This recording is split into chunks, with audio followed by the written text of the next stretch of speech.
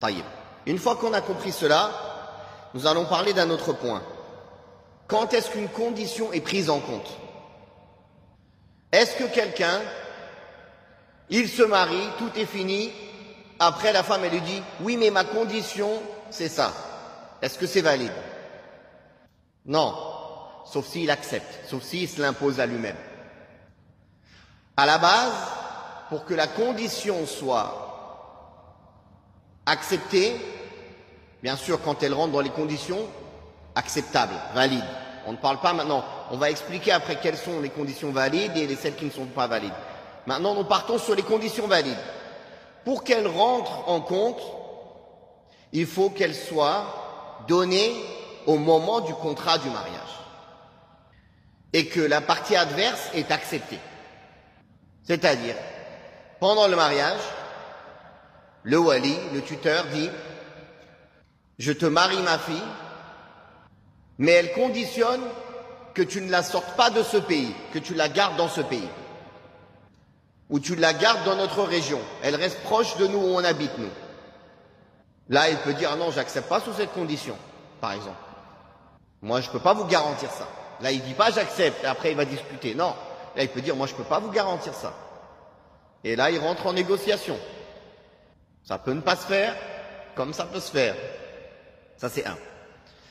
Ou, je te marie ma fille, mais à condition que tu ne prennes pas une seconde épouse avec elle. Tu ne te maries pas d'une autre femme tant que tu es avec ma fille. Il peut accepter comme refuser. Des conditions dans ce sens-là. Si c'est dit pendant le contrat du mariage, c'est comptabilisé. Si c'est dit avant le contrat du mariage, pendant les discussions, c'est comptabilisé aussi à condition qu'il n'y ait rien qui est venu changer entre-temps. C'est-à-dire, par exemple, on va partir du côté de l'homme. L'homme dit « Je veux me marier avec votre fille, mais ma condition, c'est qu'elle me rejoigne, je ne sais pas, en Malaisie. Qu'elle vienne vivre avec moi en Malaisie, par exemple. » Le père, il dit d'accord, etc. Mais plus tard dans la discussion, il dit non, j'ai discuté avec elle, elle n'est pas d'accord avec cette condition. Après, ils viennent le jour du mariage, ils font le mariage.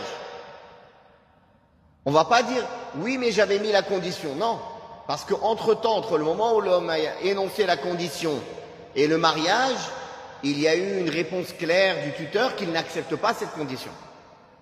Donc là, il n'est pas pris en compte. C'est clair ?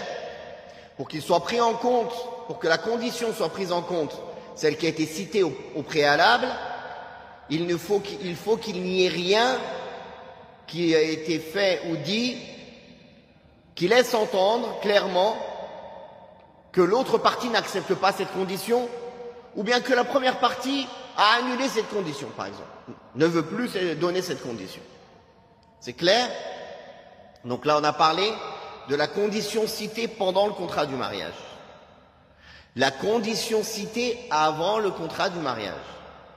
Maintenant, nous parlons de la condition citée après le contrat du mariage. Ils vivent ensemble, et voilà que la femme dit, moi, ma condition, c'est que tu ne te maries pas avec une autre femme, par exemple. S'il dit j'ai accepté, les savants divergent. Certains disent c'est juste une promesse, c'est pas une condition au sens juridique du terme, dans lequel ou si demain il se marie, elle aura le choix de demander la résiliation du contrat. Et d'autres disent si les deux parties acceptent, ça peut être une condition rajoutée au contrat ultérieurement. Donc c'est acceptable.